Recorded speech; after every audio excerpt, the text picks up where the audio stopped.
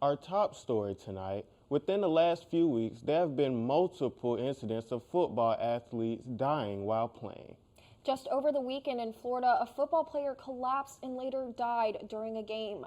TrojanVision's Mackenzie Foster joins us live in the studio. And Mackenzie, what else can you tell us about these recent player deaths?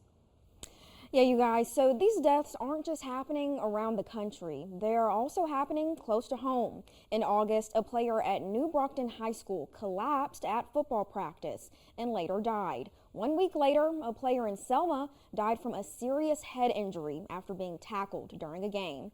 In light of these deaths and the growing concern, I spoke with a university professor who has been in the world of sports to see what he thinks can or should be done.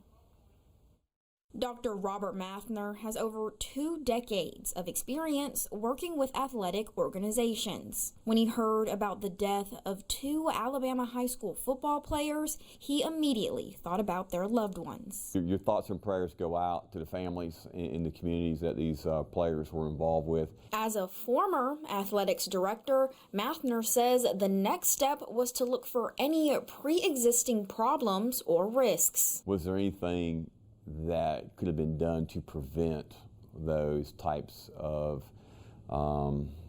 injuries and or deaths? Mathner thinks that situations like these give schools across America the opportunity to enhance their player protection. We should be going over our risk management plans on a regular basis and making sure that we're utilizing best practices in the industry to minimize those opportunities where students could get injured. That was on the high school level. But what about on the collegiate level? Mathner says that colleges and universities have the money and resources to minimize the risk of players getting seriously injured. At all divisions, you have probably a few more resources monetarily to screen student athletes so that they would be looked at a little bit more closely. Although Mathner does think there are things that can be done to minimize the chances of players getting injured, he wants people to know there isn't a way to completely eliminate the risks.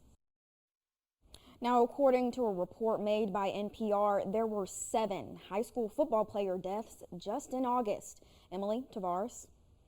Thank you, Mackenzie, for breaking that down for us. We have an update on the player death from New Brockton. That's right. According to a report made by WDHN, the player's mother says she had no prior health issues before his death.